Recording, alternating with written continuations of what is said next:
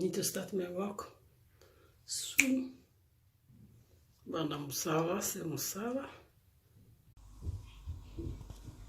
Hello everyone. Welcome back to my channel. If you are new, welcome. Today I'll make beef stomach. That means cow stomach. I'll make that. I'll this lemon. I'll use before I'll cook that. I'll clean that with lemon. You know, with warm water with lemon. I'll clean that first before I'll start to cook my cow stomach. Whatever, or beef stomach. And then I have my ingredient. I have jamba aroma. I have black pepper, ground mint. I have peanut butter, smooth peanut butter. I have a bay leaf. I have 2 garlic. I have onion. I have yellow pepper. And then I have aubergine. You see, it's just tiny bit. It's not rough, but you know. I have aubergine. I have ginger. And then I have spring onion. I have leek. Just leek. That's I have. And then also I have oil here. Vegetable oil. I have that. Thank you. Oh, bonjour bandekoni, bonjour bandekoni, bozo landanga. Merci, soyez les bienvenus. Merci naba oyasika, oye malamu la chaîne ya Mama Lydie. Lelo na ola mabumangombe yango yo. Na osokola na citron na lingami ko sokola neti ba mabumangombe, neti na ba mutwa ngulu na prefer mingi citron pour ba zei mingi yana. Na osokola na citron na ngava na lamba. Na osokola na citron après na ocha na ba ingredient na jimbo oyo ba saisonna o na oyo yo na mwamba desaliawa na mwamba na poivron noir na muscade na ail na feuille na oyo yellow oyo poivron jaune na tangawisawa litungulu na ndembe poiron na aubergine mais eza rafte mais moi partie mon quoi na sana huile ya ba légumes végétaux ya légumes c'est tout ezala na mwamba na ngwana. Merci. This is my water. Always a mine nangai. Funa cham nacha ni nangai. I'll add here. That is just warm water. You can look. Just warm water. And then I'll add my lemon. I'll leave this for 2 minutes, you know, before I start to cook. I'll leave that for 2 minutes.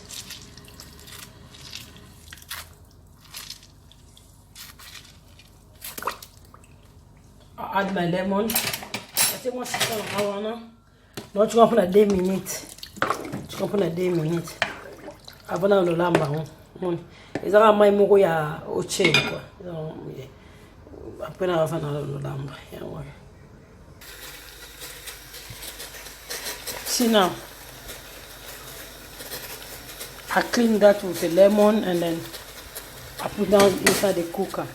Na siko na citron na ma ya tedi ya mwa moto mukie kaka. Après siko yo na chona moto wa siko yo. Na nacha oza ni na ngai tangawisi na ai and ginger with garlic.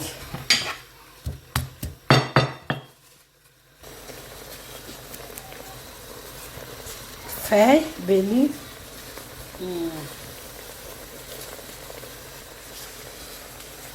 And then I'll add this onion, leek onion, and then leek. Na chebe litungulu, poiron Nandembe. Machawa. Mais la tiki tout mon raf tout la tiki on a ça la sauce. Ils raf onion. 2000 tout la tiki 2000 tout là on se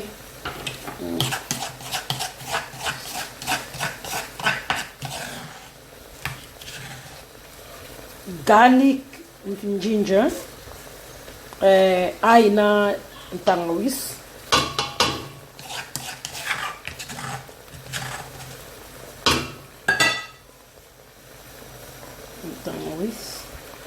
Après,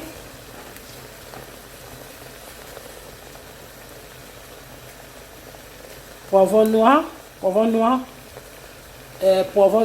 black pepper, this black pepper.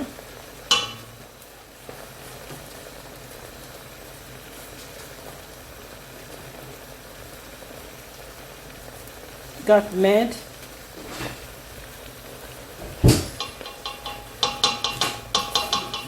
Muscade.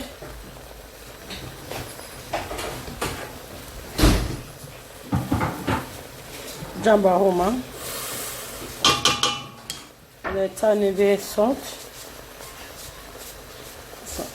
Salt. Mom, I'm gonna be chocolate.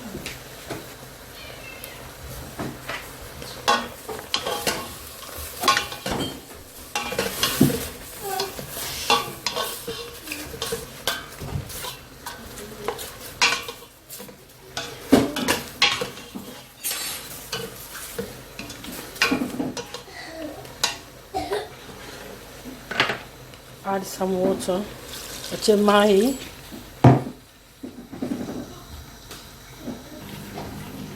I need to add more water. Na inacha mai bele so ibo hivi magbongi za makasi.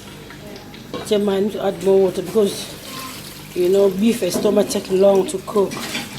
It's so strong.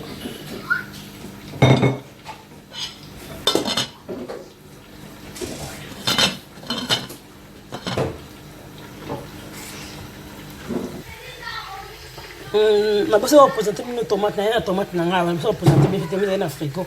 Na tomate na ngawa. I have my tomato here. And then na tika na tomate na zana o tika pe na osala sauce na tomate na osala aubergine al tungula ndambo tika na o ndambo.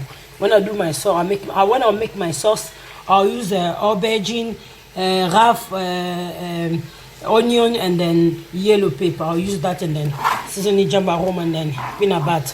That's why I keep this one. I'll still my cow stomach soft. You know, it take long. So ki mabunange le mine sava me mabubino we de we milak. Assure.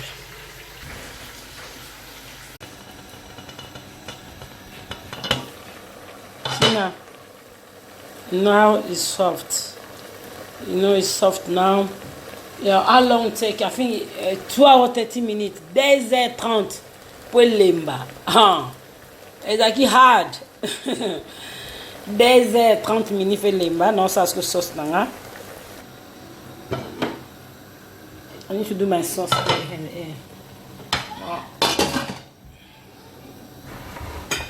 I'll use this.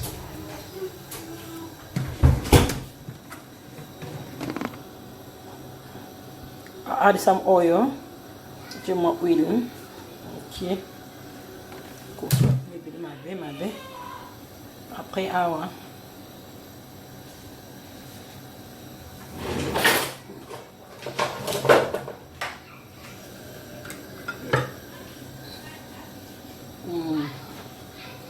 Dans une aubergine, litungulu ya ndambo aubergine. Dans une aubergine. Poivron jaune, litungulu ya ndambo.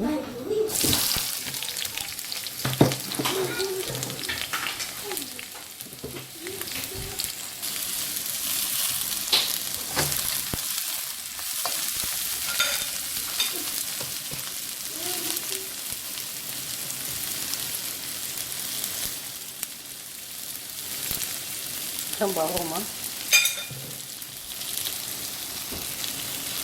This now.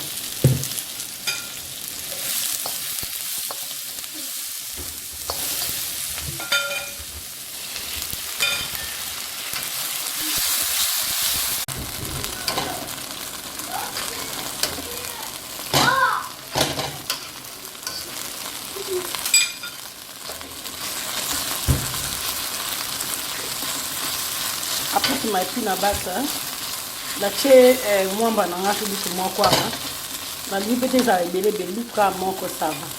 Luto ya oyo to liara na ti ya table na che oyo. Puis na bata. Bitu moko sava na otika pendant 2 minutes après na mélanger ensemble.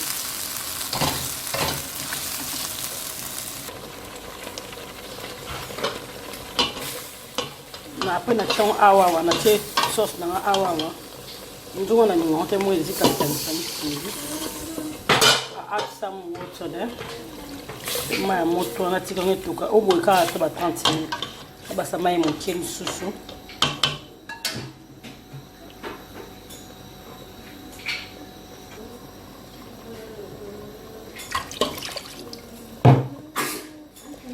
Mai na awa.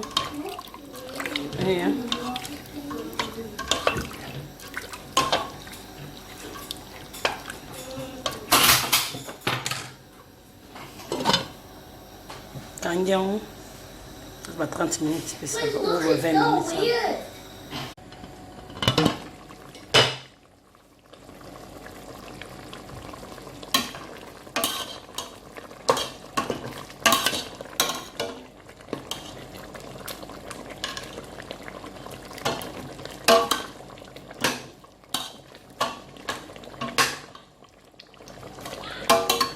Now my food is finished now. 20 minutes now. 30 minutes and my food is ready now.